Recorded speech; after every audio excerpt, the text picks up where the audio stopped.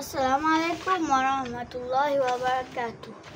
আজকে আমি আপনাদেরকে একটা টপিক শেখাবো যেটা মাল্টিপ্লিকেশনের সাথে রিলেটেড। ওটার নাম হলো ফ্যাক্টরস। এখন আমরা শুরু করি। Factors. What is factors? A factor is related to multiplication. It shows the sum of some multiplications altogether. Is called a factor. Like 2 times 9 equal 18, 1 times 18 equal 18, 3 times 6 equal 18. In all of here, 18 is the factor, the answer. This is the factor. Wait, let me give you a hint. Okay, so you don't read it. Factors কাকে বলে? একটা factor একটা গুণের সাথে সম্পর্ক থাকে।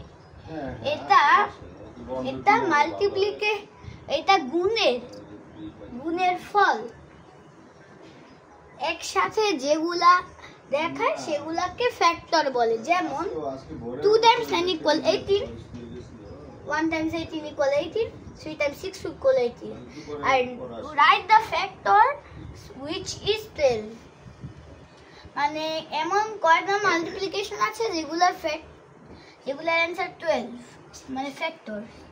1 times 12 equal 12, 2 times 6 equal 12, 4 times 3 equal to 3 times 4 equal 12, 6 times 2 equal 12. এখানে আমরা দেখতে পাচ্ছি যে 12 এর এই কয়টা ফ্যাক্টর, এই কয়টা মাল্টিপ্লিকেশনে 12 টা অ্যানসার হয়, মানে ফ্যাক্টর টাইপের। হ্যাঁ, এটা মানে so there are 5 multiplication in which the factor is 12. The answer K factor বলে। যেমন এগুলাই। তারপর সবচেয়ে বড়টা একটু কাছে আনতে হবে। এটা write the factor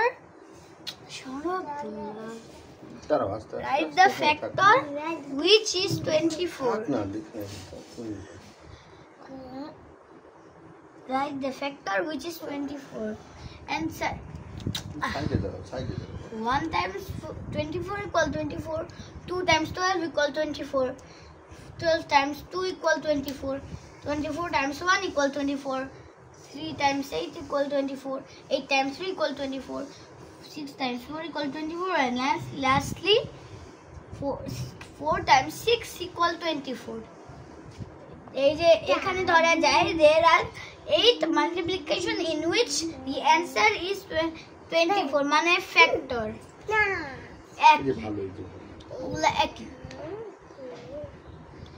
এখানে দেখা যাচ্ছে এরকমই বুঝায়।